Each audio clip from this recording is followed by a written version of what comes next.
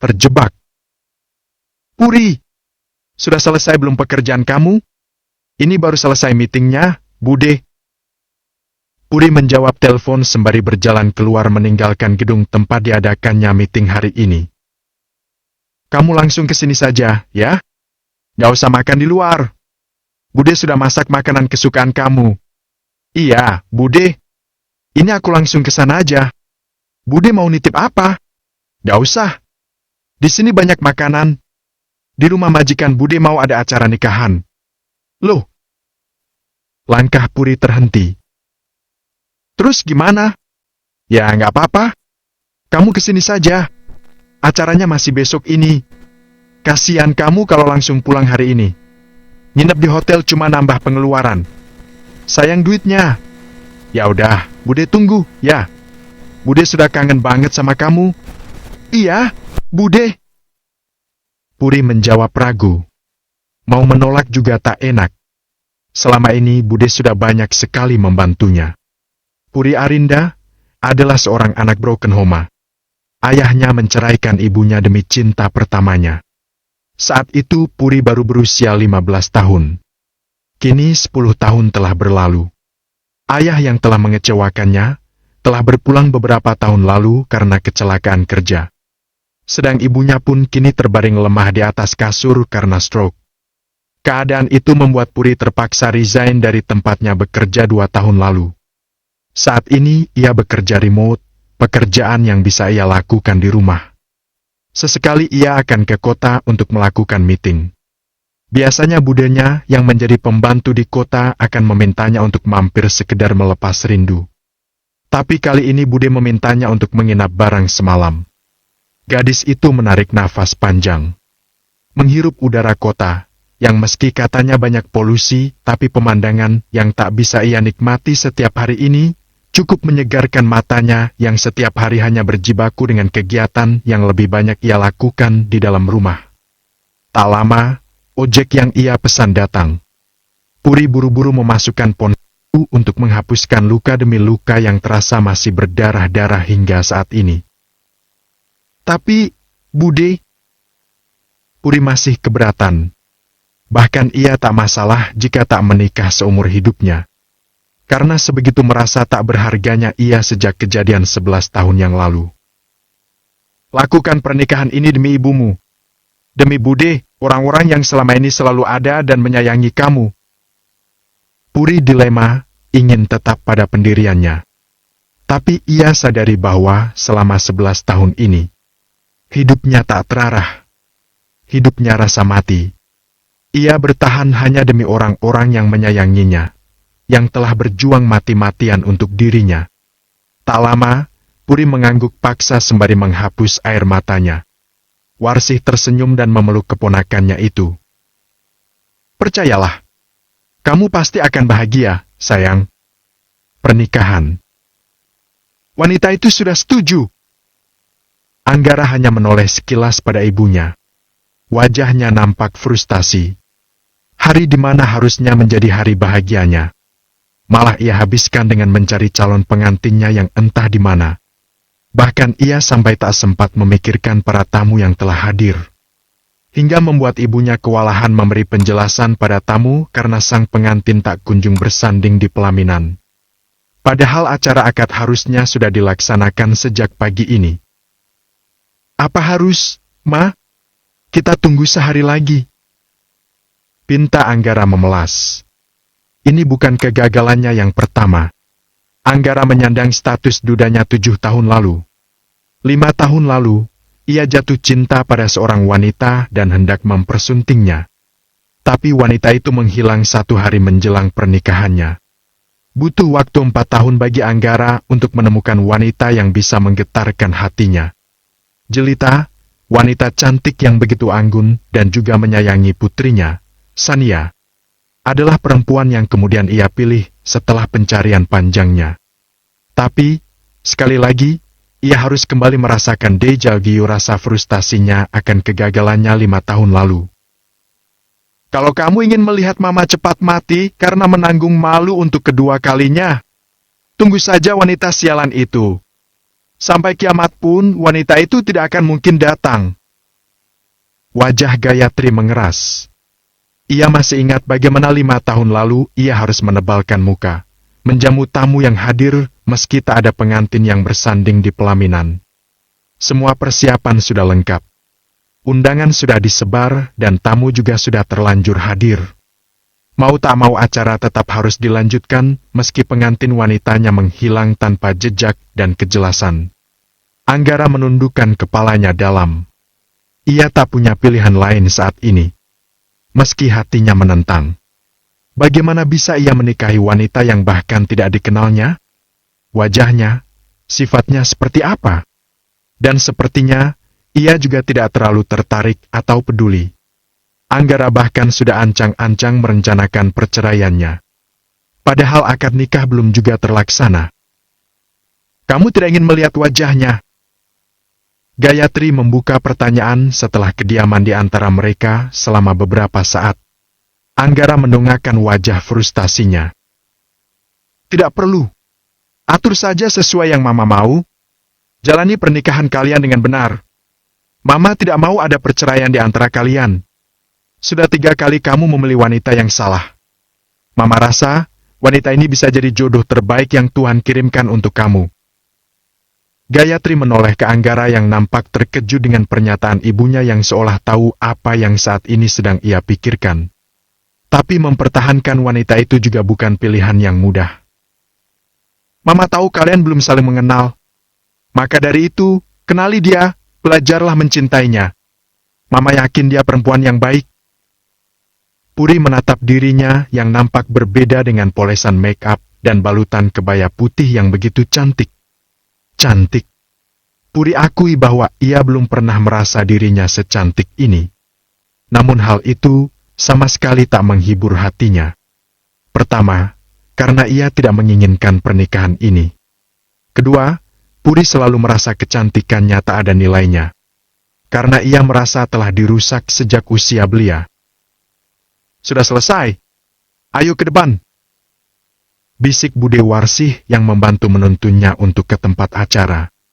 Karena ini pertama kalinya ia memakai sepatu dengan heel setinggi ini, yang membuatnya sedikit kesulitan untuk berjalan. Puri sama sekali tidak mengatakan apapun meski sejujurnya ia sedikit takut dengan pernikahan yang tak ia inginkan ini. Pak Anggara orang yang baik, kamu tidak perlu takut padanya. Bisik Bude Warsih lagi. Puri hanya diam saja sampai mereka tiba di tempat acara di mana sudah banyak orang berkumpul menunggunya. Awalnya Puri tak begitu tertarik untuk melihat orang-orang yang mengelilingi meja. Toh, ia juga tak akan mengenal mereka. Tapi ada saat dia mendongak, dan matanya malah bertemu dengan sosok yang sangat familiar dalam ingatannya meski mereka baru 1 kali berjumpa. Pun pria itu juga menatap tajam ke arahnya. Itu Pak Anggara. Bisik Bude Warsih, sadar tatapan keduanya bertemu. Jadi dia? Puri rasanya tak percaya. Pria arogan yang hari ini membuatnya kesal, ternyata adalah pria yang akan menikahinya. Bagaimana takdir bisa selucu ini? Acara berjalan cukup lancar sore itu, meskipun kedua pengantin nampak duduk berdampingan tanpa saling bicara. Untung saja, karena ini pernikahan kedua bagi Anggara. Acara dibuat tak sedemikian mewah dan meriahnya. Tak sampai mengundang banyak tamu seperti pernikahannya yang pertama dulu. Sampai acara selesai, kedua mempelai sama sekali tak terlibat obrolan sama sekali. Pun ketika mereka sudah berdua di dalam kamar, keduanya sama-sama bersikap layaknya 2 orang asing tanpa ada kata sapa sama sekali. Puri sudah melepas gaun pengantinnya. Make up di wajahnya juga sudah terhapus sempurna. Ia juga sudah membersihkan diri dan mengganti bajunya dengan pakaian yang semula ia kenakan. Karena Puri sebenarnya memang tak ada niat untuk menginap. Sehingga ia tak membawa baju ganti sama sekali. Apa saya sudah boleh pulang? Akhirnya Puri bersuara setelah ia siap untuk kembali ke kotanya. Anggara yang baru selesai mandi nampak terkejut dengan pertanyaan dari Puri. Pasalnya ibunya menginginkan mereka menjalani pernikahan yang sesungguhnya. Meski Anggara juga menolak permintaan tersebut. Tapi ia berniat untuk bertahan beberapa saat, mungkin sampai beberapa bulan ke depan, sampai ia bisa meyakinkan ibunya bahwa pernikahan mereka tidak bisa dipertahankan. Bagaimanapun ia mengkhawatirkan kondisi kesehatan sang ibu. Menurutmu, acara sudah selesai. Saya rasa, saya sudah tidak diperlukan lagi sekarang. Puri menjawab dengan raut wajah datar. Kamu pikir pernikahan ini main-main? Saya menganggapnya begitu. Anggara menatap lekat wajah Puri yang dingin. Meskipun aku juga tidak menginginkan pernikahan kita, tapi pernikahan ini tetap sah dan tidak sepatutnya kamu main pergi begitu saja. Anggara tak menyangka kalau Puri akan bersikap seperti ini. Ia yang seharusnya berhak mengatur semut kecil ini, bukan sebaliknya. Kalau begitu tinggal ceraikan saja saya sekarang. Masalah selesai. Langkah Anggara mendekat dan mencengkeram dagu kecil Puri, hingga wanita itu mendongak. Hei, semut kecil! Jangan mengaturku! Aku yang berhak menentukan apakah pernikahan ini akan selesai hari ini atau nanti. Tegasnya penuh penekanan. Kalau saya tidak mau diatur, memangnya kamu siapa berani melawanku? Saya hanya wanita miskin yang ingin hidup bebas tanpa terikat hubungan dengan siapapun. Jawab Puri dengan berani. Namun sikapnya tetap tenang tanpa ekspresi kemarahan sama sekali. Meskipun kamu terikat pernikahan denganku sekarang, aku pastikan kamu tetap bebas melakukan apapun selama kamu tetap menjaga sikap dan mengingat posisimu sekarang adalah istriku. Tekan Anggara sembari melepaskan cengkeramannya. Kudengar ibumu sakit. Bagaimana kalau aku tawarkan kerjasama? Tetap menjadi istriku, dan aku akan membantu pengobatan ibumu sampai dia sembuh. Ekspresi Puri masih tak berubah. Masih datar dan tanpa emosional sama sekali. Uang Anda bahkan tidak bisa membuat ibu Anda berjalan kembali. Lalu Anda menawarkan kesembuhan untuk ibu saya. Puri tersenyum tipis, yang membuat Anggara semakin dimainkan emosinya. Wanita ini kurang ajar sekali. Apa maumu? Lepaskan saya. Hanya itu, kamu sama sekali tidak peduli dengan ibumu. Justru karena saya peduli. Makanya saya menolak tawaran Anda. Ibu saya selalu mengatakan bahwa ia ingin segera dipanggil yang kuasa. Saya hanya menuruti kemauannya. Anggara sampai-sampai tak percaya dengan apa yang keluar dari mulut Puri. Anak macam apa yang menginginkan ibunya mati?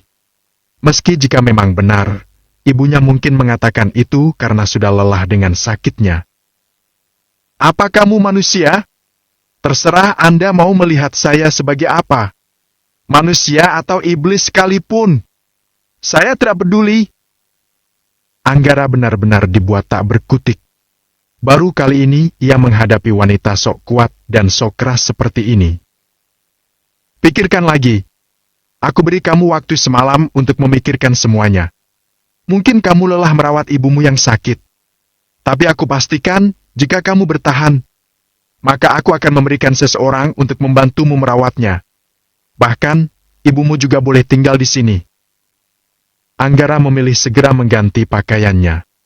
Setelah itu, ia keluar kamar dan membiarkan Puri memikirkan baik-baik tawarannya. Toh, ini akan menguntungkan kedua belah pihak. Perempuan keras kepala. Kamu mau makan, Nduk? Warsi datang ke kamar Puri setelah mendapat perintah dari Anggara. Pria itu meminta asisten rumah tangganya itu untuk bicara dengan Puri. Membujuknya supaya mau bersabar sebentar mempertahankan rumah tangga mereka. Pria itu bisa saja acuh dengan cibiran orang. Tapi tidak dengan ibunya. Kesehatan ibunya bisa terganggu kalau sampai pernikahan yang belum berumur sehari ini tiba-tiba langsung dibubarkan. Aku masih kenyang, Bude. Puri menjawab sambil membaca pesan Ratih. Tetangga yang ia mintai tolong untuk menjaga ibunya selama ia pergi. Kenyang makan apa? Makan angin? Dari tadi kamu belum makan apa-apa. Warsi duduk di samping Puri yang menunduk sembari melihat foto ibunya yang sedang tertidur. Bude tahu, kamu belum bisa menerima pernikahan ini. Tapi cobalah perlahan-lahan belajar untuk menerima takdir ini. Mungkin memang ini jalan jodoh yang Tuhan tuliskan untuk kamu, Enduk. Warsih mengusap punggung Puri dengan lembut. Bude tahu kamu sulit untuk percaya pada laki-laki. Bude tahu kamu trauma dengan semua yang terjadi di masa lalu. Tapi percayalah, masih ada laki-laki baik di dunia ini. Salah satunya Pak Anggara. Puri tersenyum miris. Laki-laki baik katanya? Mana ada laki-laki baik yang sudah salah, malah membentak dan menyalahkan orang lain? Mana ada pria baik gagal membina rumah tangga? Bahkan ditinggalkan calon pengantinnya sampai 2 kali. Kalau sekali mungkin masih bisa dimengerti. Tapi ini 2 kali calon pengantinnya kabur tanpa kejelasan sama sekali. Sudah pasti ada yang salah dengan laki-laki ini. Tadi Bude mengirimkan foto pernikahan kamu ke ibu kamu. Ibu kamu menangis bahagia, Nak. Cobalah untuk menerima pernikahan ini pelan-pelan. Puri masih diam. Ia terus menunduk dengan kediamannya. Bude ambilkan makanan, ya kalau kamu malu keluar. Warsih berdiri. Puri tetap dengan kebisuannya. Satu-satunya yang membuatnya terpaksa bertahan dalam pernikahan ini, memang hanya satu, yakni budenya. Meski sesungguhnya ia ingin sekali melarikan diri. Situasi ini sangat membuat Puri tak nyaman. Masuk dalam sebuah keluarga yang bahkan tak ia ketahui seperti apa di dalamnya. Di mana menantuku? Gayatri menghampiri Warsih yang hendak membawakan makan untuk Puri. Di dalam kamarnya, Nyonya. Warsih terharu mendengar majikannya tak segan menyebut Puri sebagai menantunya. Itu makanan untuk siapa? Maaf, Nyonya kalau saya lancang. Sepertinya keponakan saya masih syak dengan pernikahan ini. Jadi saya berinisiatif untuk membawakannya makan malam untuk menghiburnya. Gayatri nampak manggut-manggut. Tidak apa, jangan sungkan. Saya paham dia butuh waktu untuk menerima semua ini. Dan lagi memang sudah pasti dia butuh untuk beradaptasi. Lalu di mana Anggara? Pak Anggara sedang keluar, Nyonya. Tapi saya kurang tahu tujuan perginya. Ya sudah, tidak apa-apa. Kamu antar makanan itu untuk menantuku. Gayatri sudah hampir berbalik kembali ke dalam kamar dengan menggunakan kursi rodanya. Tapi wanita itu kemudian berbalik kembali. Oh, ya, Warsih. Mulai hari ini kamu bukan lagi asisten rumah tangga di rumah ini. Kamu keluarga dari menantuku. Jadi, otomatis kamu juga menjadi bagian dari keluarga ini. Mulai besok, tugas kamu akan digantikan yang lain. Tapi Nyonya, tidak ada tapi. Kamu tetap bisa tinggal di sini semau kamu. Warsih sebenarnya ingin menolak, tapi ketika Nyonya Gayatri sudah bertitah, maka sangat sulit untuk menentang kemauannya. Baik, Nyonya. Dan jangan panggil aku Nyonya lagi. Aku bukan lagi majikanmu. Terserah kamu mau memanggil apa. Yang pasti, aku tidak mau mendengar lagi kamu memanggilku dengan panggilan Nyonya. Baik, Nyo, maksud saya, baik, Bu. Warsih mengangguk patuh. Dari mana kamu? Tepat pukul 12 malam Anggara baru pulang ke rumah. Kenapa Mama belum tidur? Menantuku tidur sendirian di malam pertamanya. Bagaimana Mama bisa tidur nyenyak?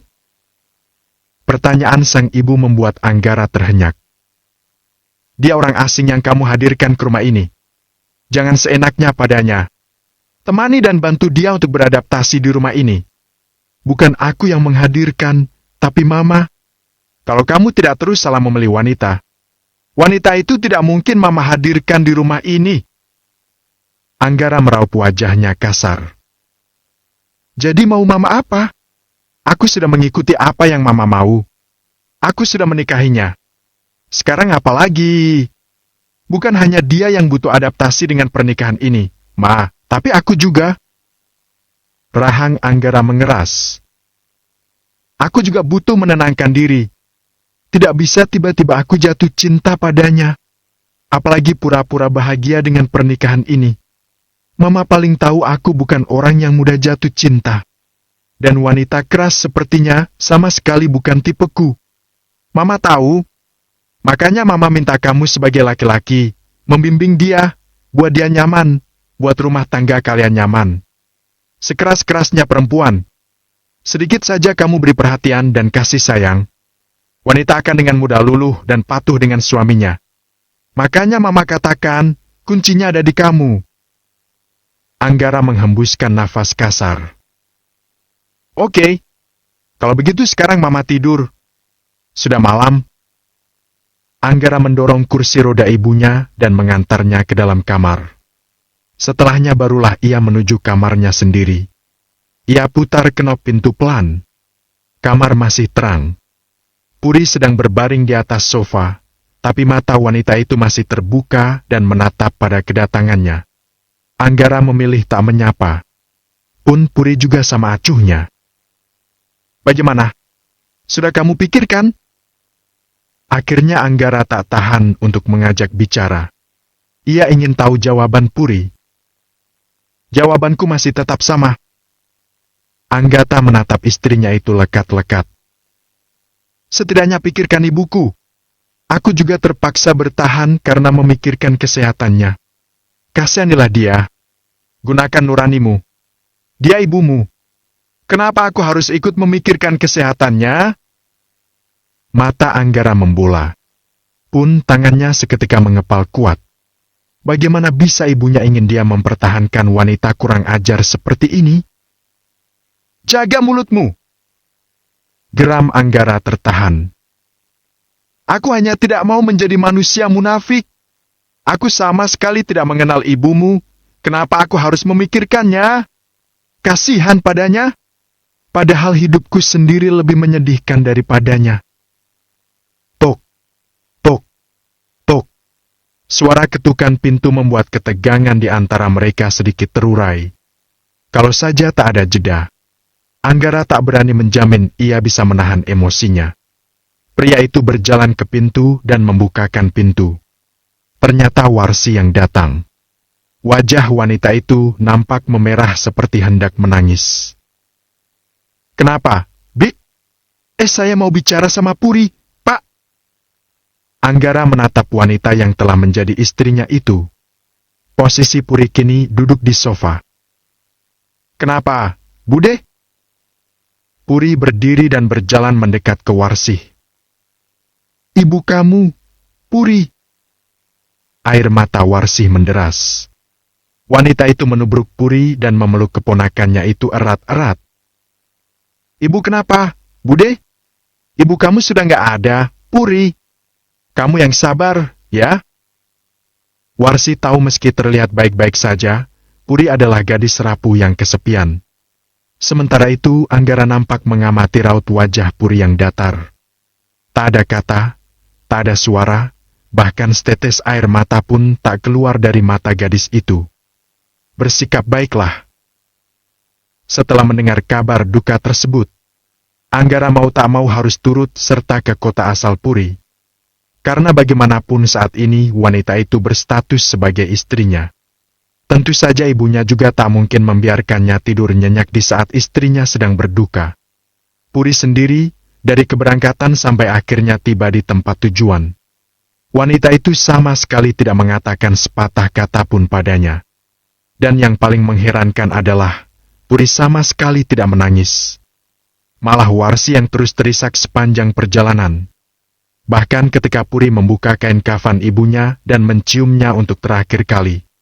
Tidak ada setetes pun air mata yang keluar dari mata wanita tersebut. Yang tentu saja membuat Anggara benar-benar terheran. Tapi ia juga tak punya kesempatan untuk bicara dengan Puri atau bertanya pada Warsi. Pemakaman akhirnya dilakukan sekitar pukul 10 pagi. Semua berjalan lancar. Anggara juga turut serta mendampingi Puri. Meski ia juga tidak tahu apa yang wanita itu pikirkan tentangnya. Kalau mau menangis, menangis saja. Atau kamu sengaja menahannya karena malu ada aku? Akhirnya Anggara tak tahan untuk bersuara ketika para pelayat telah kembali dan hanya menyisakan mereka berdua di pemakaman.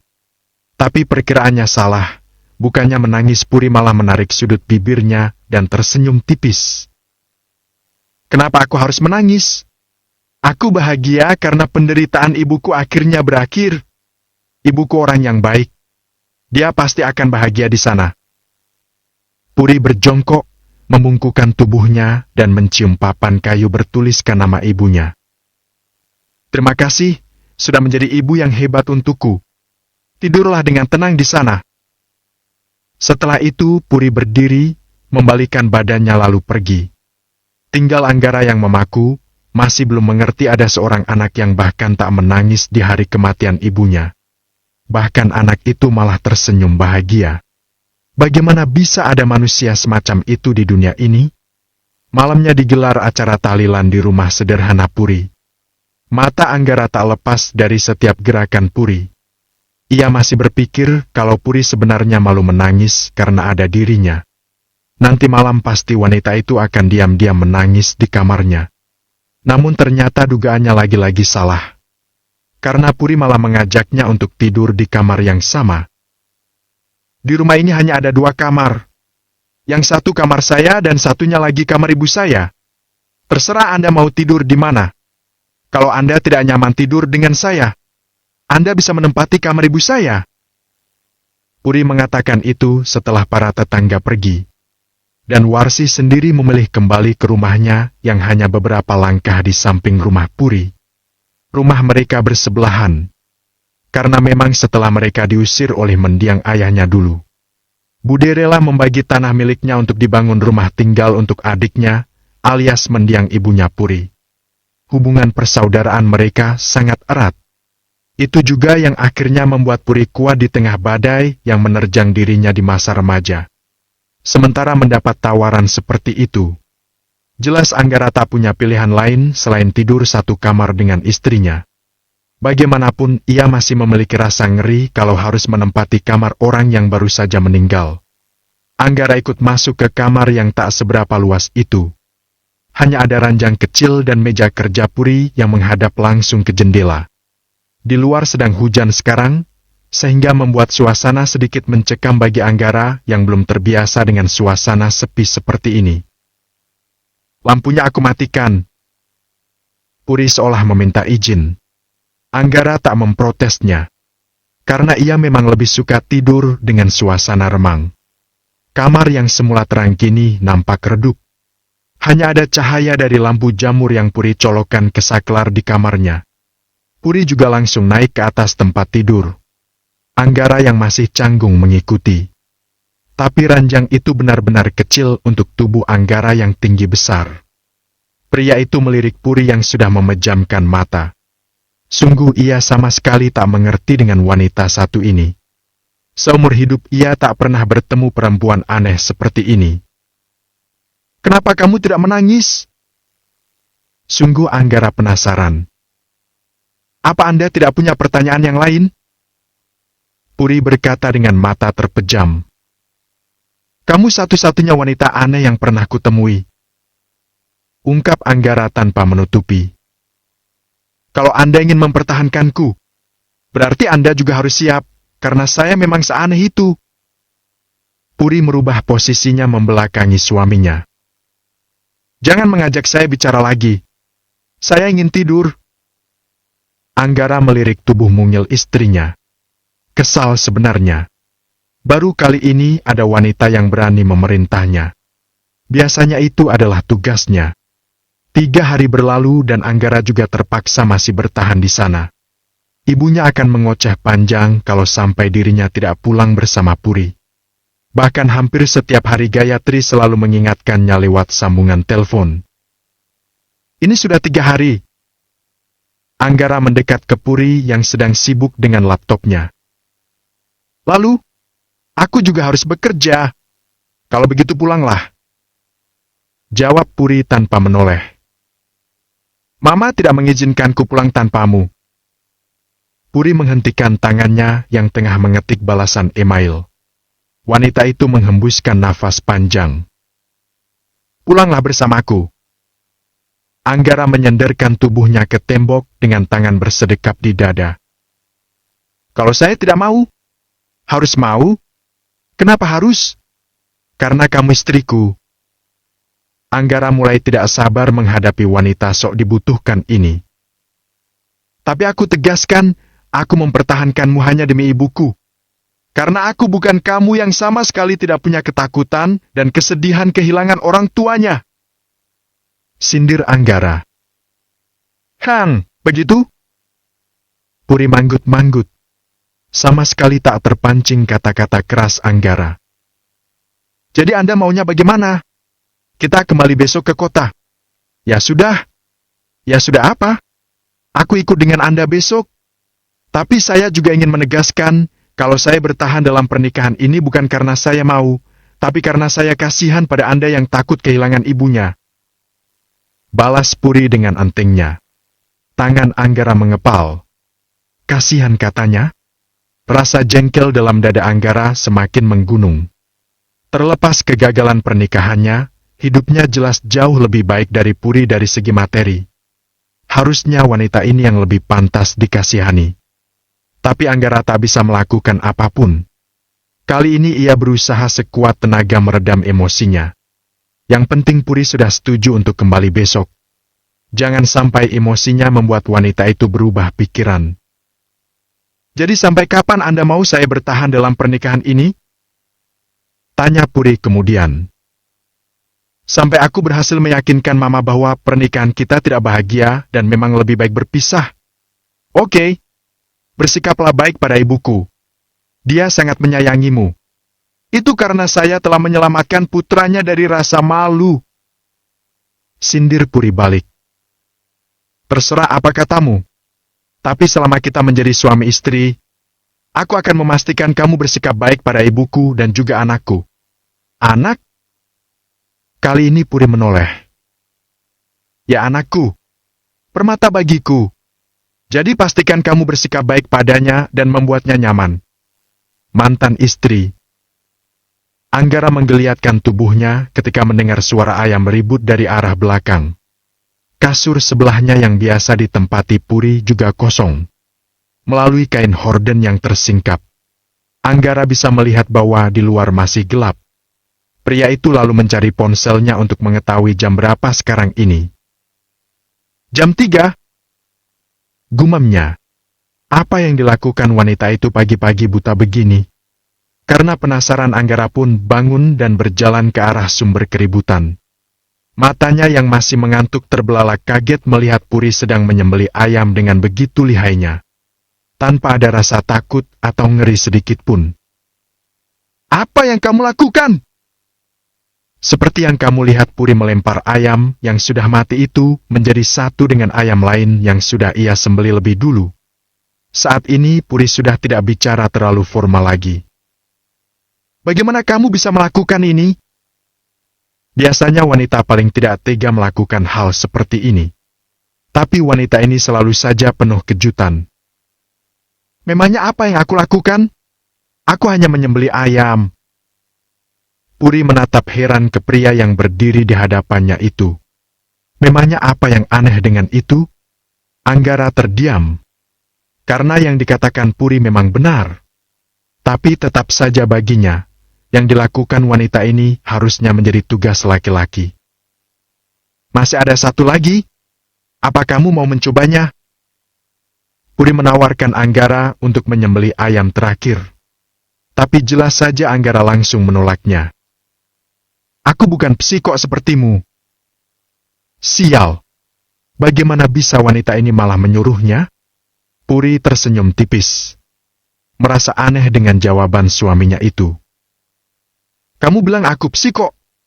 Kamu pikir olahan ayam yang kamu santap setiap hari itu, mereka bundir sendiri dan bisa mencabuti bulu-bulu mereka sendiri. Ayam-ayam yang kamu makan itu, awalnya juga seperti ini, disembelih dulu, dibuka perutnya, dikeluarkan isinya, dicuci bersih, direbus lalu baru dimasak. Ejek Puri yang langsung membuat wajah Anggara memerah. Tapi hal seperti ini harusnya menjadi tugas laki-laki.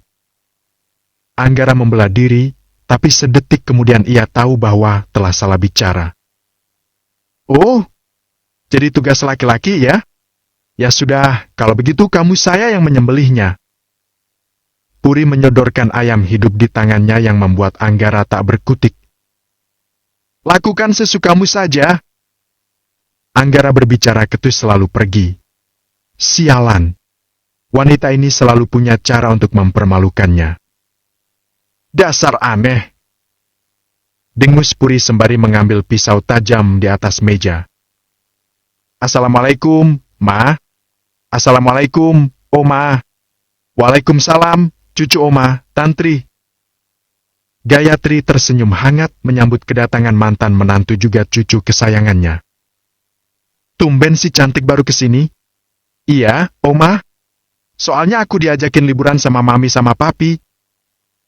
Jawab gadis berusia 8 tahun tersebut. Papi yang dimaksud di sini adalah ayah sambung Sania.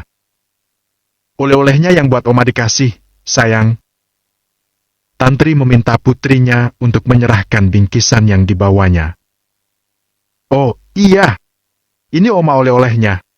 Semoga Oma suka, ya? Pasti Oma suka, dong. Makasih, ya, cantik. Sama-sama, Oma. Oh, iya. Kalian sudah makan belum? Belum, Oma. Ya sudah. Kalian tunggu sebentar, ya? Sebentar lagi papa kamu datang. Paling 15 menit lagi. Memangnya Mas Gara kemana, Ma? Tanya Tantri. Bulan madu, ya? Gayatri tersenyum hambar. Iya. Wanita itu malu untuk mengatakan yang sebenarnya kalau pernikahan Anggara kali ini juga penuh dengan drama. Berbeda dengan kehidupan rumah tangga Tantri yang nampak harmonis. Terkadang Gayatri menyesalkan keputusan mereka untuk berpisah dulu. Kalau saja perceraian itu tidak pernah terjadi, ia tak perlu menanggung malu sampai 2 kali. Meskipun pengantin telah digantikan orang baru, tetap saja omongan tak enak itu terdengar. Kalian mau minum apa? Udah, nggak usah repot-repot. Nanti aku ambil sendiri aja. Tantri lalu nampak celingukan seolah mencari-cari sesuatu. Tapi kemudian wanita itu duduk manis dan mengobrol bersama mantan mertuanya yang tengah melepas rindu dengan cucu kesayangannya. Mantan istri. Anggara menggeliatkan tubuhnya ketika mendengar suara ayam ribut dari arah belakang. Kasur sebelahnya yang biasa ditempati Puri juga kosong. Melalui kain horden yang tersingkap, Anggara bisa melihat bahwa di luar masih gelap. Pria itu lalu mencari ponselnya untuk mengetahui jam berapa sekarang ini. Jam 3. Gumamnya. Apa yang dilakukan wanita itu pagi-pagi buta begini? Karena penasaran Anggara pun bangun dan berjalan ke arah sumber keributan. Matanya yang masih mengantuk terbelalak kaget melihat Puri sedang menyembelih ayam dengan begitu lihainya. Tanpa ada rasa takut atau ngeri sedikit pun. Apa yang kamu lakukan? Seperti yang kamu lihat Puri melempar ayam yang sudah mati itu menjadi satu dengan ayam lain yang sudah ia sembelih lebih dulu. Saat ini Puri sudah tidak bicara terlalu formal lagi. Bagaimana kamu bisa melakukan ini? Biasanya wanita paling tidak tega melakukan hal seperti ini. Tapi wanita ini selalu saja penuh kejutan. Memangnya apa yang aku lakukan? Aku hanya menyembelih ayam. Puri menatap heran ke pria yang berdiri di hadapannya itu. Memangnya apa yang aneh dengan itu? Anggara terdiam. Karena yang dikatakan Puri memang benar. Tapi tetap saja baginya, yang dilakukan wanita ini harusnya menjadi tugas laki-laki. Masih ada satu lagi? Apa kamu mau mencobanya? Puri menawarkan Anggara untuk menyembelih ayam terakhir. Tapi jelas saja Anggara langsung menolaknya. Aku bukan psikok sepertimu. Sial. Bagaimana bisa wanita ini malah menyuruhnya? Puri tersenyum tipis. Merasa aneh dengan jawaban suaminya itu. Kamu bilang aku psikok. Kamu pikir olahan ayam yang kamu santap setiap hari itu, mereka bundir sendiri dan bisa mencabuti bulu-bulu mereka sendiri. Ayam-ayam yang kamu makan itu, awalnya juga seperti ini, disembelih dulu, dibuka perutnya, dikeluarkan isinya, dicuci bersih, direbus lalu baru dimasak. Ejek Puri yang langsung membuat wajah Anggara memerah. Tapi hal seperti ini harusnya menjadi tugas laki-laki. Anggara membelah diri, tapi sedetik kemudian ia tahu bahwa telah salah bicara. Oh, jadi tugas laki-laki ya? Ya sudah, kalau begitu kamu saya yang menyembelihnya. Puri menyodorkan ayam hidup di tangannya yang membuat Anggara tak berkutik. Lakukan sesukamu saja. Anggara berbicara ketus selalu pergi. Sialan. Wanita ini selalu punya cara untuk mempermalukannya. Dasar aneh. Dengus Puri sembari mengambil pisau tajam di atas meja. Assalamualaikum, Ma. Assalamualaikum, Oma. Waalaikumsalam, cucu Oma, Tantri. Gayatri tersenyum hangat menyambut kedatangan mantan menantu juga cucu kesayangannya. Tumben si cantik baru kesini? Iya, Oma. Soalnya aku diajakin liburan sama Mami sama Papi. Jawab gadis berusia 8 tahun tersebut. Papi yang dimaksud di sini adalah ayah sambung Sania. Oleh-olehnya yang buat Oma dikasih, sayang. Tantri meminta putrinya untuk menyerahkan bingkisan yang dibawanya. Oh, iya. Ini Oma oleh-olehnya. Semoga Oma suka, ya? Pasti Oma suka, dong. Makasih, ya, cantik. Sama-sama, Oma. Oh, iya. Kalian sudah makan belum? Belum, Oma. Ya sudah. Kalian tunggu sebentar, ya? Sebentar lagi Papa kamu datang. Paling 15 menit lagi. Memangnya Mas Gara kemana, Ma? Tanya Tantri. Bulan madu, ya? Gayatri tersenyum hambar. Iya. Wanita itu malu untuk mengatakan yang sebenarnya kalau pernikahan Anggara kali ini juga penuh dengan drama. Berbeda dengan kehidupan rumah tangga Tantri yang nampak harmonis. Terkadang Gayatri menyesalkan keputusan mereka untuk berpisah dulu. Kalau saja perceraian itu tidak pernah terjadi, ia tak perlu menanggung malu sampai 2 kali. Meskipun pengantin telah digantikan orang baru, tetap saja omongan tak enak itu terdengar. Kalian mau minum apa? Udah, nggak usah repot-repot. Nanti aku ambil sendiri aja. Tantri lalu nampak celingukan seolah mencari-cari sesuatu. Tapi kemudian wanita itu duduk manis dan mengobrol bersama mantan mertuanya yang tengah melepas rindu dengan cucu kesayangannya itu. Petang hari mereka tiba di rumah. Anggara turun lebih dulu, lalu disusul Puri yang turun setelahnya. Sepanjang perjalanan mereka jarang sekali bicara. Hanya sesekali kalau ada perlu saja. Puri sendiri lebih banyak menggunakan waktunya untuk tidur. Berbeda dengan Anggara yang sama sekali tak bisa memejamkan matanya. Padahal bisa dibilang, selama 3 hari tidur di kasur sempit Puri, pria itu kurang bisa tidur dengan nyenyak dan nyaman. Assalamualaikum. Anggara mengucap salam. Papa. Sania menyambut papanya dengan ceria. Oh, anak Papa datang.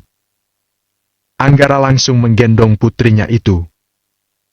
Sudah lama, sayang? Lumayan. Sania merangkul manja leher papanya.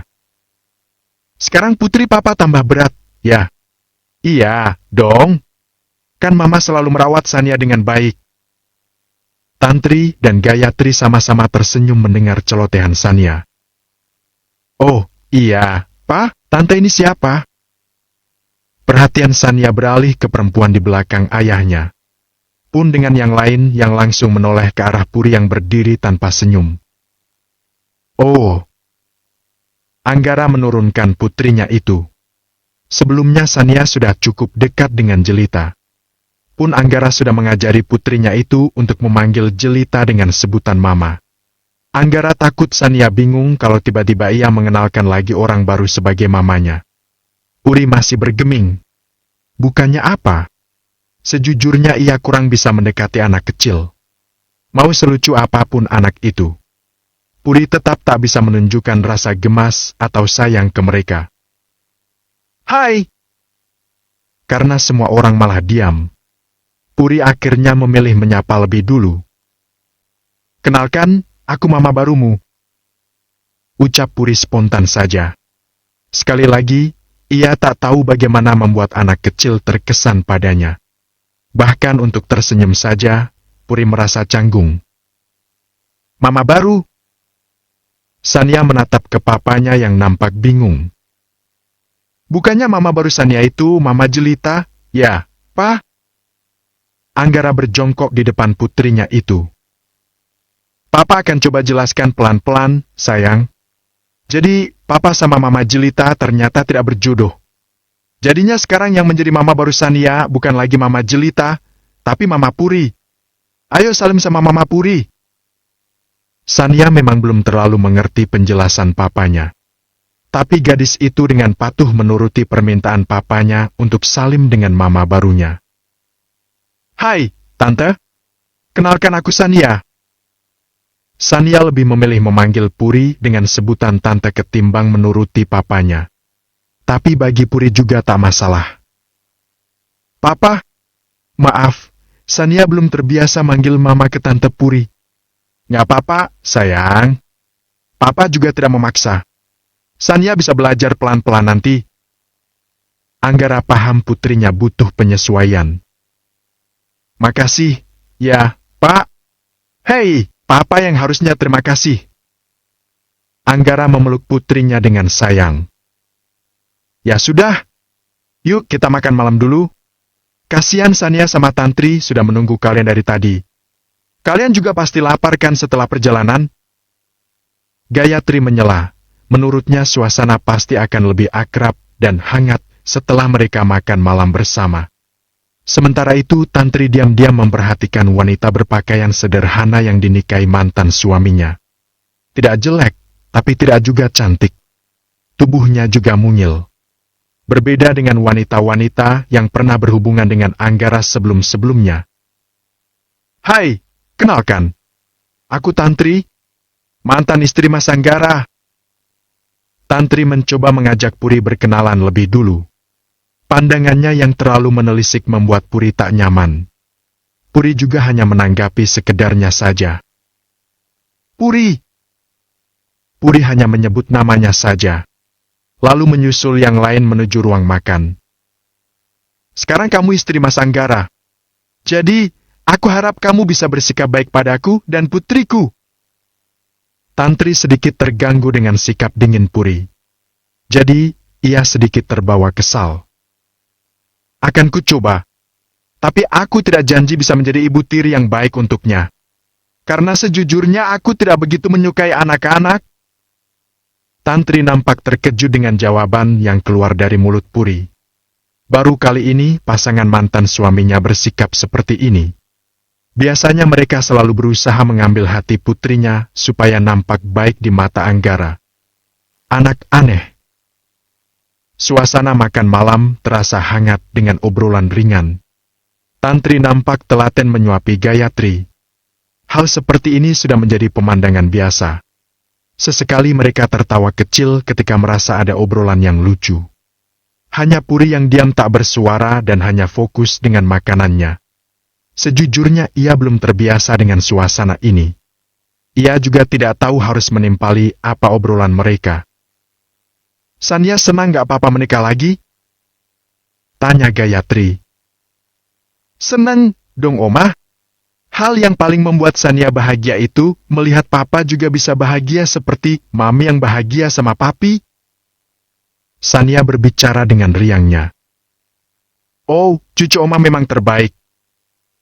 Puji Gayatri yang kagum dengan pengasuhan Tantri. Karena Sania tumbuh jadi anak yang terdidik dan sopan. Tapi Papa bahagia kan? Sania menoleh ke papanya. Anggara yang mendapat pertanyaan seperti itu mendadak tersedak. Ia tak menyangka Sania akan menanyakan hal itu. Minum dulu, Papa. Sania menyodorkan segelas air untuk papanya. Makasih, sayang. Sama-sama. Setelah tenang dan batuknya mereda, Anggara baru menjawab.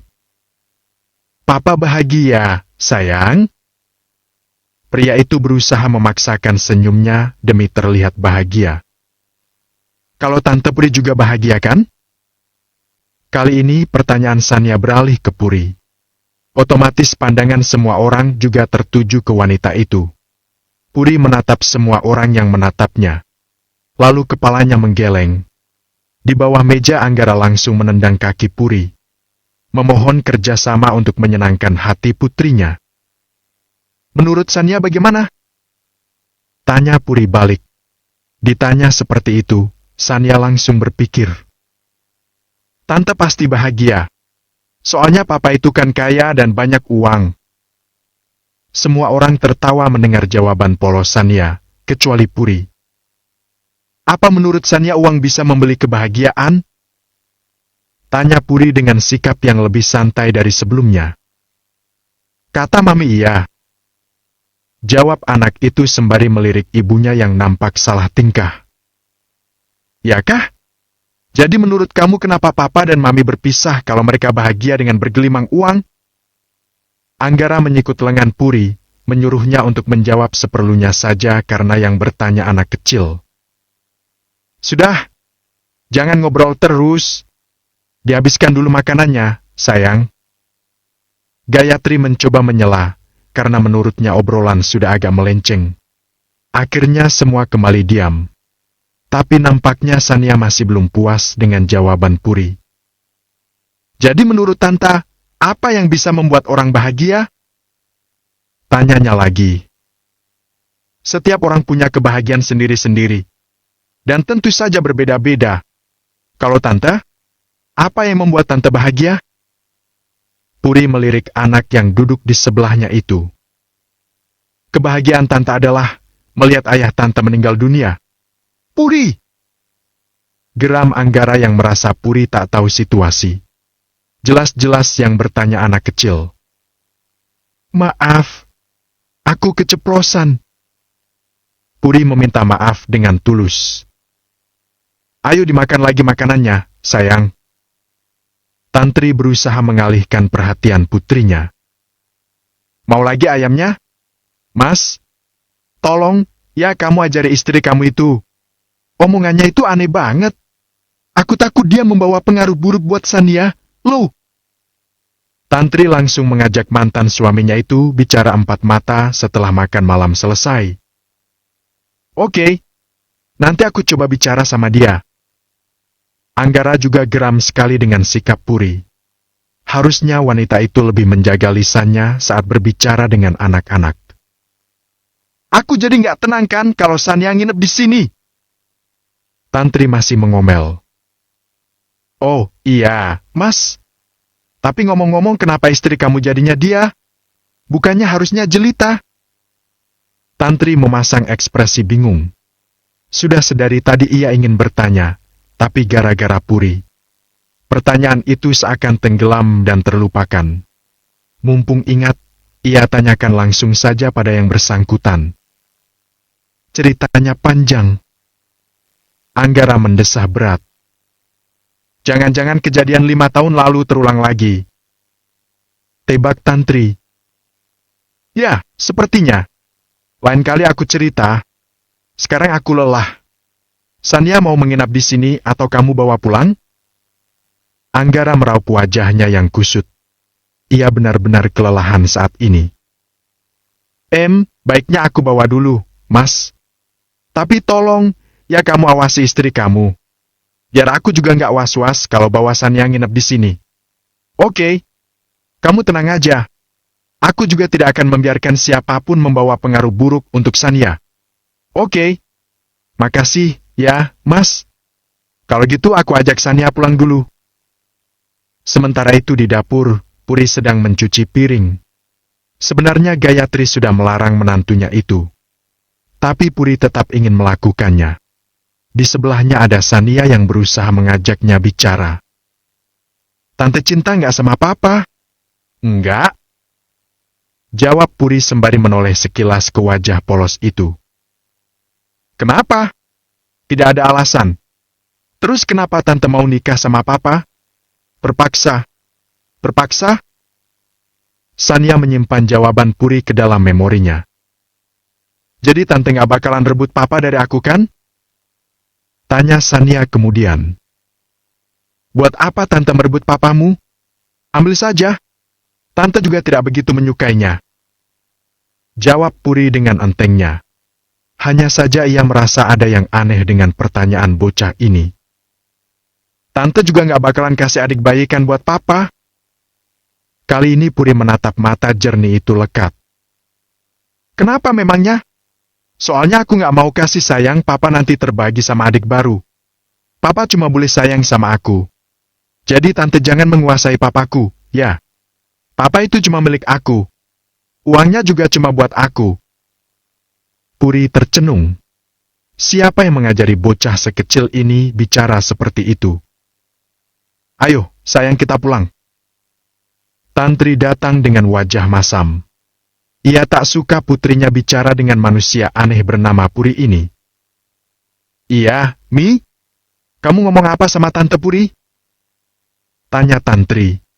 Di belakangnya berdiri Anggara dengan tangan masuk ke dalam saku. Ia penasaran apalagi yang dibicarakan putrinya dan Puri. Sania cuma minta Tante Puri buat bahagiain papa. Sama Sania juga minta Tante Puri buat kasih papa dedek bayi, supaya papa nggak kesepian lagi. Jawaban Sania semakin membuat Puri merasa aneh. Kenapa anak seumur ini bisa bicara depan belakang berbeda?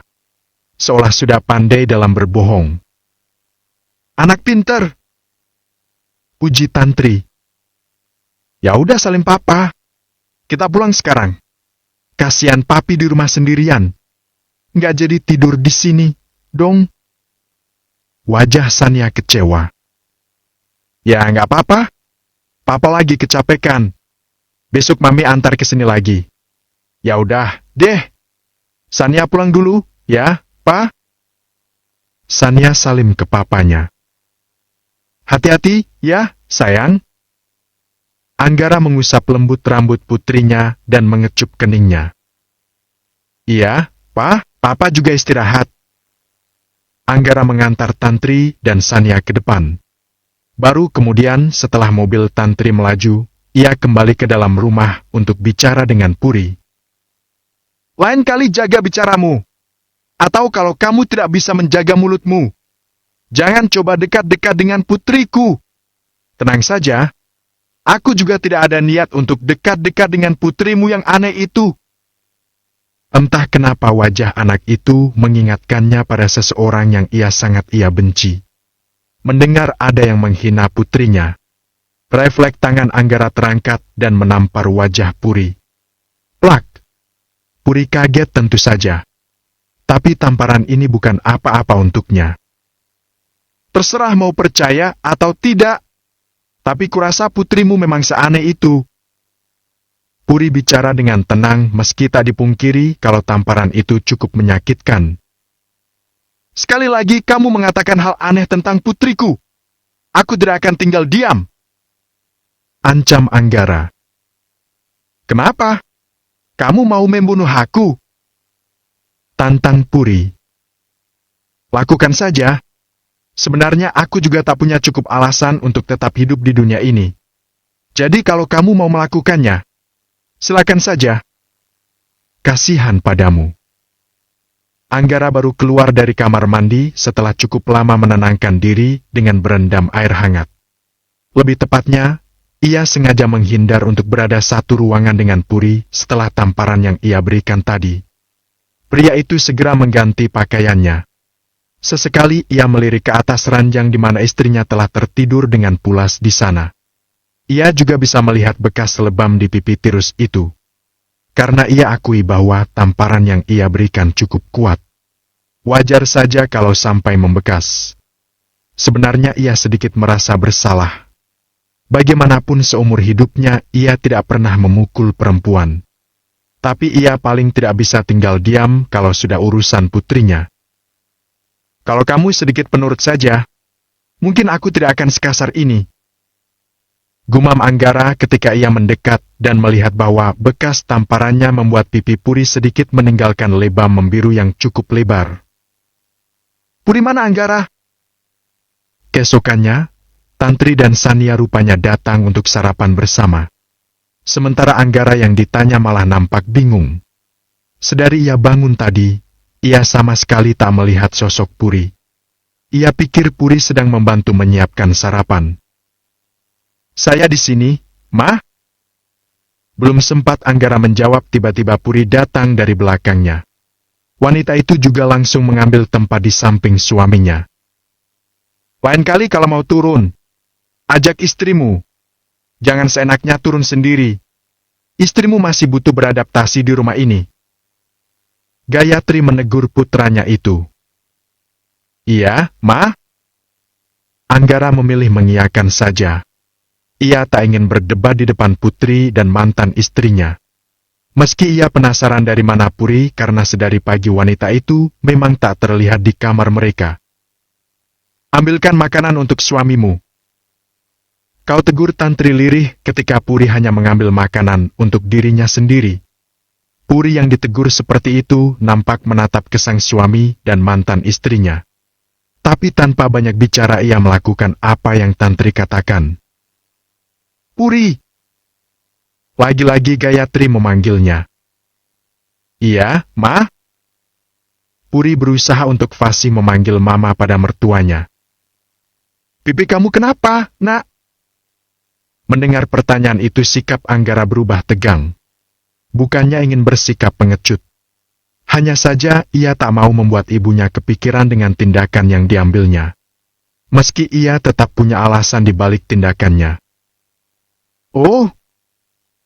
Puri mengusap pipinya yang masih sedikit kebas. Semalam saya tidak hati-hati saat di kamar mandi. Jadinya saya terjatuh dan pipi saya terbentur wastafel. Puri menjelaskan dengan ekspresi yang sama. Ia belum bisa yang terlalu beramah tamah dengan keluarga barunya. Entah kenapa Puri hanya merasa bahwa ia harus berhati-hati dengan setiap tindakannya. Karena ia tidak tahu bagaimana keluarga ini. Ya ampun, Nak. Lain kali hati-hati. Ucap Gayatri dengan penuh perhatian. Anggara melirik ke Puri yang sedang mengambilkan makanan untuknya. Pria itu tak mengira kalau Puri tidak mengatakan apa yang sesungguhnya terjadi. Mau lauk apa? Tanya Puri lirih. Apa saja? Puri mengambilkan beberapa lauk dan sayur, sebelum kemudian ia mengambil untuk dirinya sendiri. Setelahnya meja makan nampak tenang. Hanya terdengar suara sendok dan garpu yang bergesekan dengan piring. Jadi kapan Papa mau kasih Sania adik bayi? Tanya Sania memecah suasana. Anggara menghentikan gerakan tangannya, begitupun dengan yang lain. Hanya Puri yang nampak makan dengan tenang. Kenapa Sania tidak minta saja pada Mami? Tanya Puri yang langsung membuat raut wajah Tantri berubah. Sania yang ditanya begitu nampak bingung. Bocah itu kembali melirik ke ibunya seolah meminta bantuan. Tapi karena Sania yang meminta, kami akan membuatnya secepatnya. Puri masih menjawab dengan ekspresi dinginnya. Sania mau adik laki-laki atau perempuan? Sania yang awalnya tersenyum melirik ke ibunya. Sementara Anggara pun langsung melirik ke Puri yang masih makan dengan tenangnya. Ia tak suka Puri bicara sembarangan. Apalagi di depan putrinya. Sania mau adik perempuan. Baiklah. Kami akan segera membuatkannya untukmu. Supaya Sania punya teman bermain boneka nanti. Puri kali ini melempar senyum tipis ke Sania yang kembali melirik ke ibunya yang malah melirik ke Anggara. Suasana mendadak menjadi hening. Semua saling melirik satu sama lain. Hanya Puri yang dengan tenangnya terus meneruskan sarapannya. Kamu mau langsung berangkat kerja? Tanya Anggara pada Tantri setelah selesai sarapan. Iya, Mas. Tapi aku antar Sania dulu ke sekolahnya. Biar aku saja. Sekalian aku juga mau berangkat kerja. Yay, berangkat sama Papa. Sania langsung bersorak gembira. Mami, hari ini aku nginep di rumah Papa, ya? Rajuk bocah itu kemudian. Mami sendirian, dong, nanti di rumah. Kan Papi lagi di luar kota. Tantri memasang wajah sedih. Ya udah kalau gitu Mami nginep di sini aja. Boleh kan, Pa? Mendapat pertanyaan seperti itu, Entah kenapa Anggara langsung refleks melirik ke Puri, yang memang diminta ibunya untuk mengantarkannya ke depan. Boleh, dong. Makasih, Papa. Sania langsung jejingkrakan dan menggandeng ayah dan ibunya. Jika dilihat dari kejauhan, orang mungkin akan salah mengira kalau mereka suami istri dengan satu anak dengan kehidupan yang harmonis. Ya udah, aku berangkat dulu, Mas. Tantri berpamitan pada Anggara. Wanita itu mencium punggung tangan mantan suaminya itu. Dalihnya, mereka tetap ingin terlihat harmonis di depan putri mereka meski sudah berpisah. Pun Puri juga tak ada masalah dengan hal itu.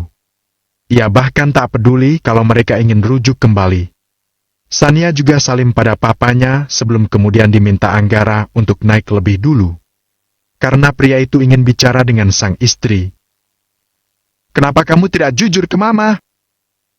Tanya Anggara dengan suara yang sengaja ia pelankan. Tentang apa? Anggara mendengus kesal. Ia rasa Puri tahu apa yang ia maksudkan. Tamparan yang aku berikan semalam. Oh. Puri menatap pria yang selalu menunjukkan ekspresi garang kepadanya itu. Tapi sangat lembut ke anak dan mantan istrinya. Aku hanya kasihan saja. Kasihan? Kening Anggara berkerut tak mengerti apa yang Puri maksudkan. Iya. Aku hanya kasihan melihat pria setua dirimu masih harus mendapat omelan dari ibunya. Apalagi di dalam tadi ada anak dan mantan istrimu. Puri menjawab dengan ekspresi datarnya. Sementara tangan Anggara nampak mengepal. Setiap apa yang keluar dari mulut Puri selalu saja memancing emosinya. Bisakah kamu bicara yang baik-baik saja? Dan jangan memancing emosiku. Aku hanya ingin menjalani pernikahan ini dengan tenang, sampai aku berhasil membujuk Mama untuk menyetujui perceraianku denganmu. Anggara berbicara setengah menggeram, tapi tentu saja dengan nada yang sangat pelan. Memangnya aku melakukan apa sampai hidupmu tidak tenang? Aku hanya menjawab ketika kamu memberiku pertanyaan. Lalu kamu maunya aku bagaimana? Puri sama sekali tak terpancing amarah Anggara.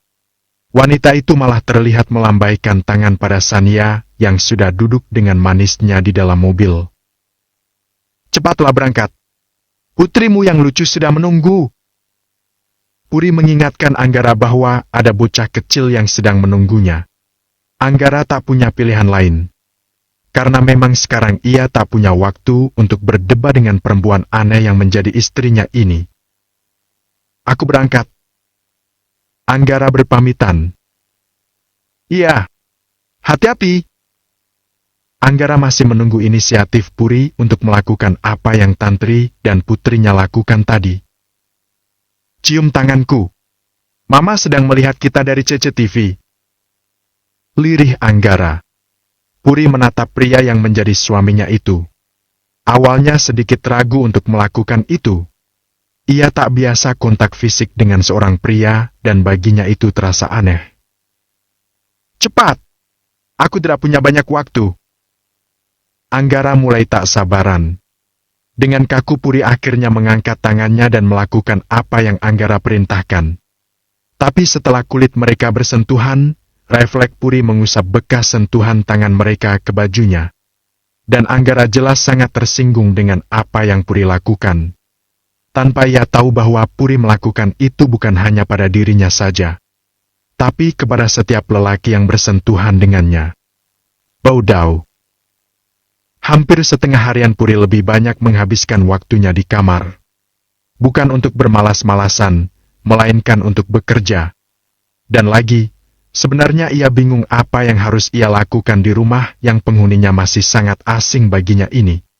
Sebagai seorang introvert, Puri sejujurnya menyukai suasana yang penuh kebebasan, di mana ia bisa melakukan apapun yang ia suka tanpa merasa canggung dengan kehadiran orang lain. Tapi saat ini ia terjebak pernikahan dengan seorang pria kaya yang sangat menyebalkan, bahkan anak dan mantan istrinya juga sangat aneh. Bagaimana aku bisa lepas dari pernikahan ini? Puri bergumam sendiri. Satu hal yang membuatnya tetap bertahan dalam pernikahan ini adalah budenya, dan satu lagi adalah ibu mertuanya. Awal-awal mertuanya itu nampak tegas dan sedikit menakutkan. Mungkin waktu itu beliau sedang panik karena calon menantunya menghilang. Tapi semakin kesini, ia tahu bahwa mertuanya adalah seseorang yang baik. Mungkin aku harus membuat mama mertua membenciku? Gumamnya lagi. Mungkin aku harus menjadi menantu yang pemalas dan pembangkang. Lama-lama mama mertua pasti akan ilfil padaku dan menyuruh anaknya yang menyebalkan itu menceraikanku. Puri menghembuskan nafas kasar, merasa itu adalah ide yang sangat brilian. Karena kunci pernikahan mereka ada di ibu mertuanya. Pria itu menikahinya karena permintaan ibunya. Apa yang dilakukannya? Anggara sengaja memasang kamera CCTV di kamarnya. Ia menyuruh seseorang memasangnya sewaktu ia masih di kampung halaman Puri. Entah kenapa, Anggara merasa perlu melakukan itu. Karena baginya Puri adalah wanita paling aneh yang pernah ia temui di dunia ini. Ia juga belum tahu bagaimana perangai istrinya itu. Jadi, ia merasa perlu mengawasi gerak-gerik Puri.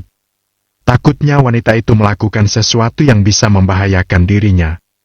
Seharian ini Anggara bolak-balik mengecek kamera pengintai sembari menyelesaikan tumpukan pekerjaannya. Dan yang ia temukan hanyalah Puri yang hampir-hampir tidak pernah meninggalkan kamar. Hanya saat waktu makan siang saja, wanita itu meninggalkan kamar. Setelah itu kembali lagi. Sesekali wanita itu sibuk dengan laptopnya. Sesekali juga berbaring sambil memainkan ponselnya atau membaca buku yang entah didapatkannya dari mana. Wanita yang membosankan.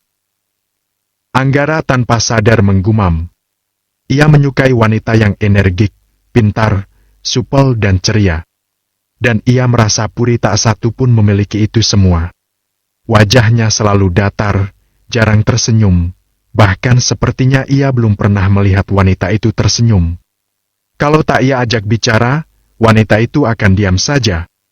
Dan sekalinya bicara, kalimat yang keluar dari mulutnya selalu saja kata-kata yang mengesalkan dan aneh. Sania mau makan malam pakai apa? Sepulang bekerja, Tantri langsung menuju rumah Anggara. Karena malam nanti Sania berencana menginap di rumah papanya. Aku mau. Gadis itu nampak mengerutkan keningnya. Omelette telur tapi pakai keju, ya, Mi? Oke, siap, Tuan Putri. Tantri tersenyum lebar. Ia segera menyiapkan bahan-bahannya, dan tanpa canggung menggunakan dapur milik mantan suaminya. Anggara juga tidak pernah memprotesnya. Begitupun dengan suaminya yang sekarang. Kalau mama mau dimasakin apa? Tantri juga menawari mantan mertuanya, Gayatri. Apa saja boleh, Tantri. Masakan kamu apapun pasti enak.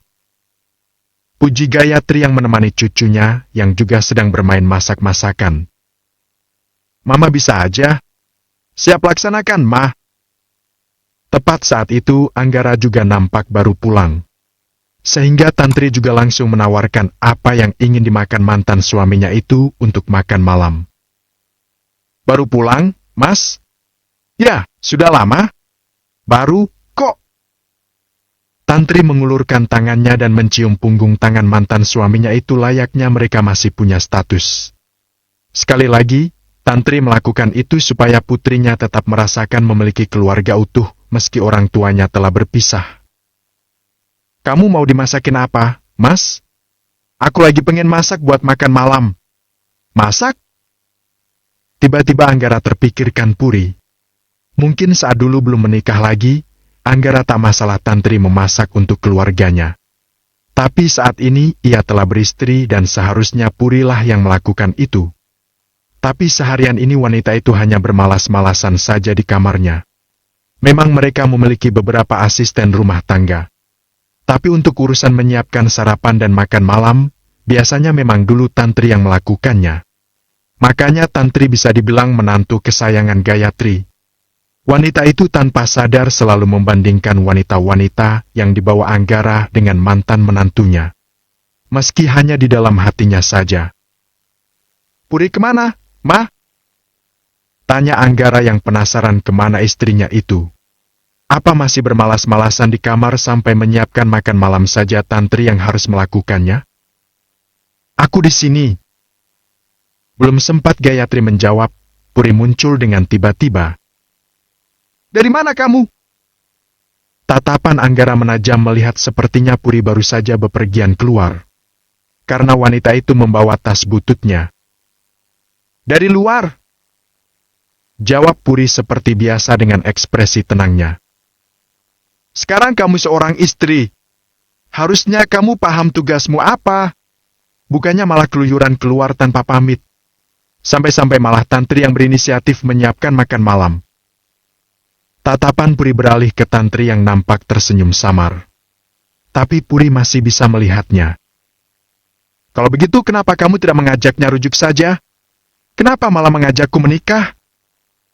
Balas Puri masih dengan ketenangannya. Sudah kubilang, jaga bicaramu. Geram Anggara. Aku hanya penasaran saja. Mantan istrimu terlihat begitu baik. Saking baiknya, bukannya memasak untuk suaminya di rumah, malah memasak untuk suami orang. Aku hanya penasaran kenapa kalian tidak rujuk saja daripada bermain drama seperti ini. Wajah Tantri memerah mendapat sindiran keras dari Puri. Ia tak menyangka kalau istri baru mantan suaminya ternyata mulutnya setajam ini. Kamu! Tangan Anggara mengepal. Tantri datang ke sini karena suaminya sedang ada pekerjaan di luar kota dan Sanya akan menginap di sini. Jadi, jaga bicaramu. Urusanmu denganku, bukan dengan mantan istriku. Oh, sekarang aku mengerti kenapa calon istrimu selalu kabur di hari pernikahan. Ternyata seperti ini. Puri manggut-manggut sendiri. Apa maksudmu? Anggara tiba-tiba penasaran ketika Puri menyebut alasan calon istrinya selalu meninggalkannya. Karena hal itu sampai sekarang masih menjadi misteri. Kupikir semua pria kaya itu pintar. Ternyata ada juga yang bodoh sepertimu. Kalimat telak Puri itu semakin membuat Anggara geram. Hampir saja ia lepas kendali kalau saja Gayatri tak menahannya. Kalian jangan bertengkar di depan anak-anak. Gayatri keras memberi peringatan. Mau tak mau Anggara langsung diam, tapi pria itu langsung menarik Puri untuk menuju kamar mereka. Karena ia perlu bicara berdua. Ia tak terima dikata bodoh oleh perempuan kampung seperti istrinya itu. Apa maksudmu mengataiku bodoh? Anggara tak melepaskan tangan Puri. Aku hanya bicara kenyataan. Puri masih menjawab tenang. Kenyataan apa? Kata-kata itu sangat kasar dan tidak pantas diucapkan seorang istri pada suaminya. Begitu? Tatapan Puri menajam. Kamarmu penuh dengan cermin besar, tapi pemiliknya sendiri bisa sampai lupa berkaca. Rahang Anggara mengetat. Ia tahu kemana arah pembicaraan Puri, yakni merujuk pada tamparan yang ia berikan malam sebelumnya. Pria itu menarik nafas panjang. Ia tak ingin sampai mengulang kekerasan yang sama. Jadi, kali ini ia berusaha keras untuk bersabar menghadapi wanita aneh ini.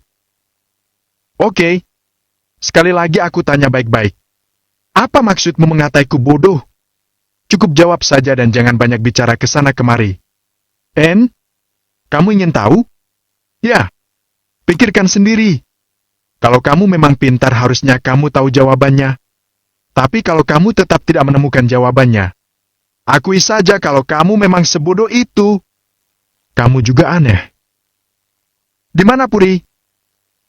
Tanya Gayatri ketika Anggara turun untuk menemani putrinya belajar. Ada di kamar. Jawab Anggara enggan. Jangan terlalu keras padanya. Perkataan ibunya itu membuat Anggara menoleh heran. Apa tidak salah? Kata-kata itu harusnya untuk wanita kasar itu, bukan untuk dirinya. Selama Puri bersikap baik, maka ia juga akan bersikap sebaliknya. Tapi yang ada wanita itu terus memancing amarahnya. Apa Mama tidak salah? Mama membelanya. Anggara benar-benar tak habis pikir. Tapi yang Puri katakan ada benarnya. Di bagian mananya? Ma! Anggara merasa tak ada satupun kata-kata yang keluar dari mulut Puri yang merupakan kebenaran. Yang ada isinya provokasi, kesengajaan untuk membuatnya marah. Nanti kita bicara. Sekarang temani Sanya belajar dulu. Gayatri meminta susternya untuk mengantar ke kamar. Ia ingin beristirahat sembari menunggu makan malam tiba. Sementara Anggara nampak menatap kepergian ibunya masih dengan perasaan heran. Dengan dua calon sebelumnya, ibunya sangat selektif. Padahal mereka sangat sopan dan selalu bersikap hormat. Tapi Puri yang kasar dan pembangkang itu, ibunya malah seolah terus saja membelanya. Benar-benar tak habis pikir. Kamu kenal di mana, Mas, sama istri kamu itu? Sembari menunggu masakannya matang, Tantri mendekat ke Putri dan mantan suaminya. Anggara tak langsung menjawab. Ia bingung sekaligus malu untuk menjelaskannya. Karena ini sudah kedua kalinya ia ditinggalkan oleh dua wanita yang ia pilih sebagai calon istrinya. Kamu tanya saja ke Mama. Entahlah, Anggara malas untuk menjelaskannya, kalau sebenarnya Puri adalah istri pengganti. Aku nggak enak tanya sama Mama, Mas. Lain kali aku cerita.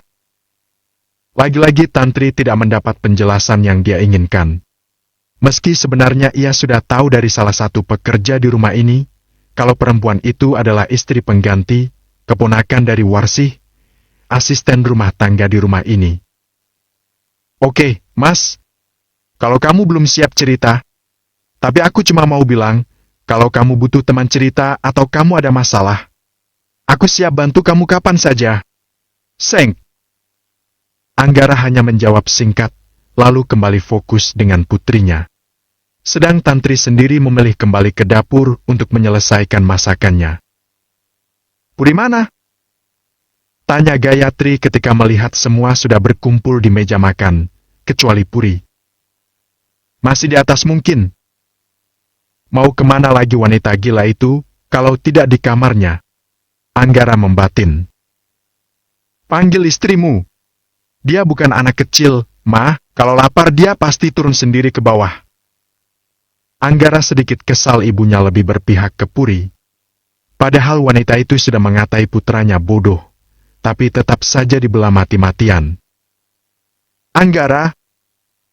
Nada bicara Gayatri penuh penekanan. Itu tandanya ia tak mau perintahnya dibantah. Panggil istrimu untuk makan malam bersama. Kalau tidak mau, bujuk dia dengan cara yang baik. Anggara hanya bisa menghela nafas kasar. Tapi pada akhirnya ia tetap berdiri untuk menuruti perintah ibunya. Tantri hanya diam, tak banyak berkomentar. Meski sebenarnya ada banyak hal yang membuatnya penasaran. Mama memintamu turun. Anggara bicara tanpa basa-basi lebih dulu. Mau apa? Menurutmu? Anggara menjawab kesal. Ini waktunya makan malam. Imbuhnya. Aku sudah makan. Rahang Anggara kembali mengetat. Setidaknya kamu bisa makan sedikit saja untuk menghargai Tantri yang sudah memasak untuk kita. Kita kamu bilang, dia memasak untukmu, bukan untukku. Puri mengatakannya tanpa nada sinis sedikit pun, tapi justru itu yang memancing emosi. Sama saja. Sekarang kita keluarga. Dia memasak untuk keluarga kita. Puri berdiri sembari mengikat rambutnya asal. Baiklah. Aku ingin tahu seenak apa masakan mantan istrimu yang cantik dan baik hati itu. Puri berjalan melewati suaminya begitu saja. Jangan memancing keributan lagi. Anggara mengikuti dari belakang. Aku hanya menjawab pertanyaanmu, bukan memancing keributan. Sama saja. Jawablah pertanyaan dengan kata-kata yang sopan dan baik. Puri tak lagi menanggapi. Wanita itu diam sampai akhirnya tiba di meja makan dan menduduki kursinya yang biasa. Maaf, aku terlambat. Tidak apa-apa, sayang. Ayo kita makan. Anggara menoleh ke ibunya, merasa terganggu karena ibunya selalu bicara lembut pada Puri. Padahal sebaliknya, Puri selalu membuat kekacauan di setiap perbincangan mereka. Puri kali ini berinisiatif mengambilkan makanan untuk suaminya tanpa disuruh lagi. Suasana meja makan nampak tenang tanpa obrolan. "Papa?" Sampai kemudian Sania bersuara. "Iya, sayang. Nanti Papa tidur di kamar sama Sania, ya?" Anggara nampak berpikir sejenak. Ia tak menyukai Puri, tapi juga selalu memikirkan posisi wanita itu sebagai istrinya. "Oke." Anggara akhirnya mengiyakan. Setelah ia pikir lagi, buat apa juga ia memikirkan Puri. "Yeay, tapi nanti sebelum tidur Papa bacain cerita Cinderella, ya?" "Boleh." Anggara tersenyum mendengar celotehan putrinya. "Nanti kalau sudah besar, aku juga mau jadi Cinderella yang cantik, terus jatuh cinta sama pangeran yang tampan." Celotehnya lagi. "Harus sekolah dulu, sayang. Jatuh cintanya nanti kalau Sania sudah besar." Tantri ikut menyela. "Iya, Mami. Tapi ngomong-ngomong Tante Puri pernah jatuh cinta nggak?" Sania malah bertanya pada Puri yang sedari tadi hanya diam saja. Ditanya begitu, tatapan Puri langsung ke bocah kecil itu. "Belum pernah." "Kok bisa? Tante kan sudah dewasa?" Tanya Sania penasaran. "Karena Tante tidak menyukai laki-laki." Jawab Puri spontan saja. Jawaban spontan yang langsung membuat seluruh mata menatap kaget ke arahnya. Utamanya Anggara. "Dan Tante juga tidak menyukai perempuan." Lanjutnya, karena sepertinya semua orang mulai salah paham. "Terus Tante sukanya sama siapa, dong?" Tanya Sania lagi. "Tante menyukai diri Tante sendiri." "Memang bisa?" "Bisa. Buktinya Tante bisa." "Caranya gimana Tante?" "Cukup dengan makan makanan yang sehat dan tidak merusak tubuh kita. Lalu bercermin dan katakan pada bayangan kita di sana, 'Aku bangga padamu tubuhku, hatiku. Kalian sudah bekerja dengan sangat baik.'" Puri menjawab dengan ketenangannya. Semua orang nampak menyimak obrolan dengan serius. "Tante aneh, deh." Sania tersenyum mendengar jawaban Puri. "Masa ngomong sama bayangan sendiri? Bukannya itu namanya gila?" Sania cekikikan. Tapi Puri tetap dengan ekspresi yang sama. "Kamu juga?" ucap Puri kemudian sembari menatap bocah cantik itu. "Kamu juga aneh." Kali ini Puri tersenyum. "Puri!" Anggara langsung mengingatkan melihat gelagat Puri yang mulai bicara melantur tentang putrinya. "Kamu biasa saja saat dia mengatakan aku aneh, tapi kamu langsung menegurku ketika aku mengatakan hal yang sama." Puri bicara tanpa emosi sama sekali, tapi tetap menjengkelkan di mata Anggara. "Sania hanya anak kecil. Suatu saat dia juga akan dewasa. Ada baiknya kamu awasi perkembangannya. Sepertinya ada yang salah dengan pola pikirnya." Balas Puri dengan tenang. "Apa maksudmu?" Tantri kali ini yang tak terima.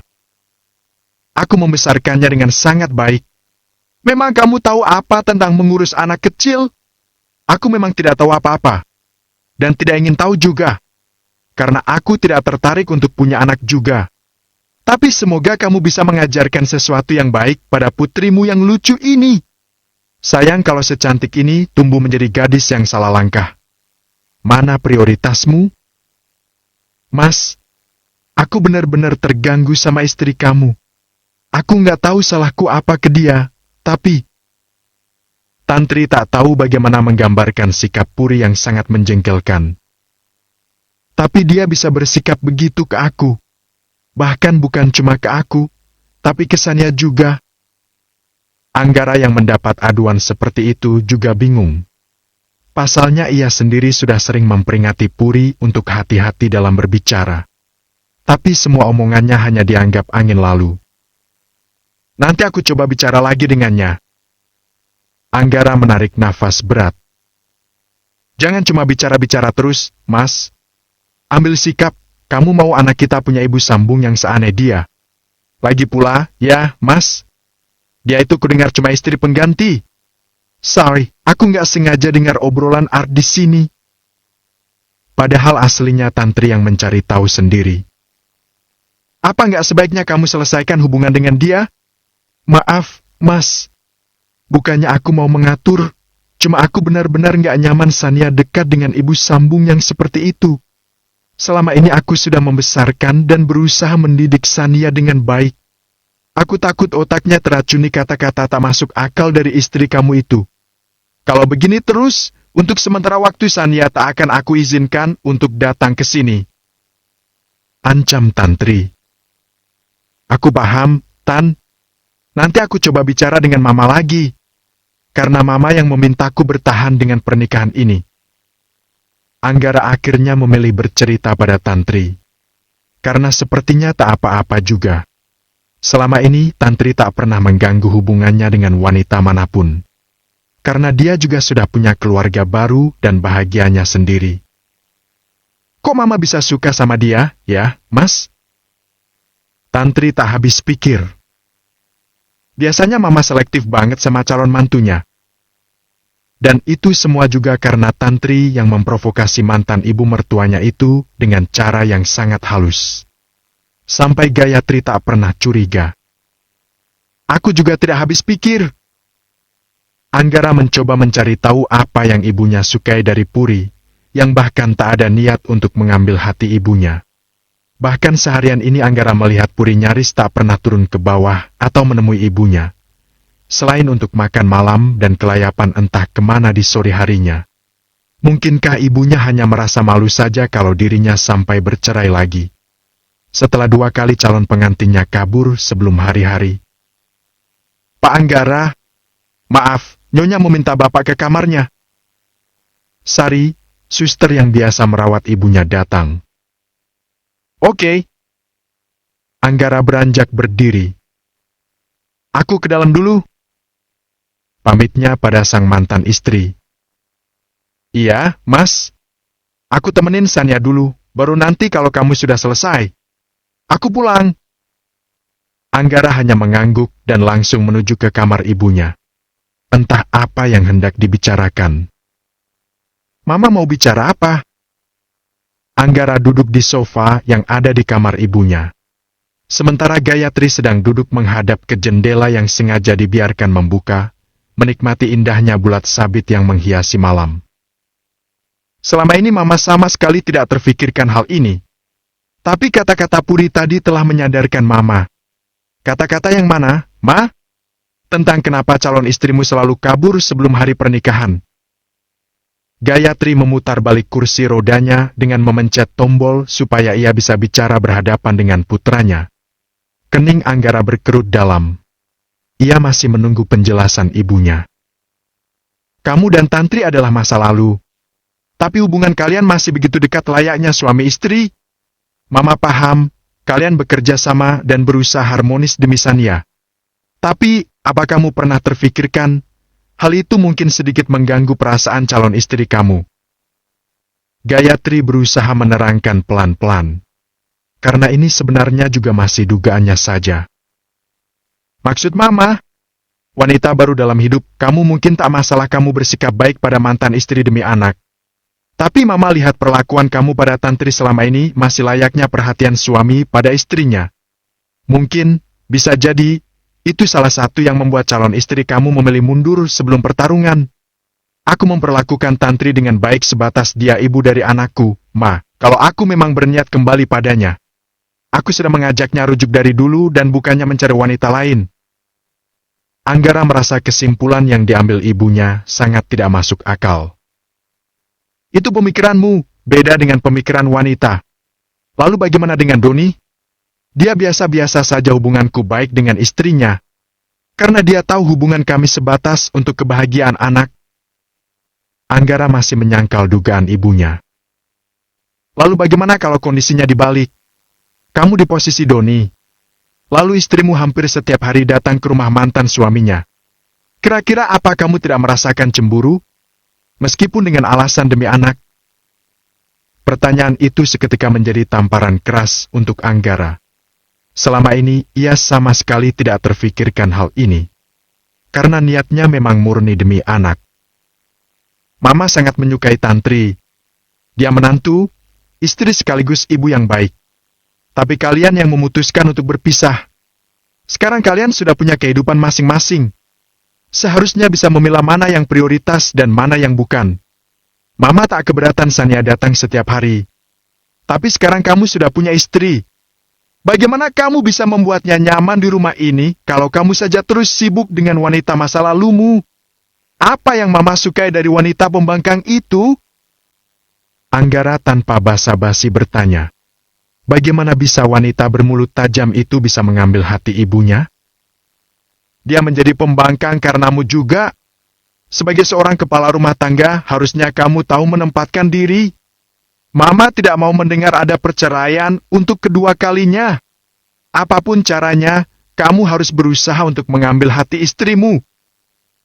Tegas Gayatri yang sejujurnya begitu terbebani dengan kegagalan demi kegagalan dalam percintaan putranya. Masalahnya yang Anggara lalui bukan sekedar kegagalan. 1 kali pernikahan berujung perceraian.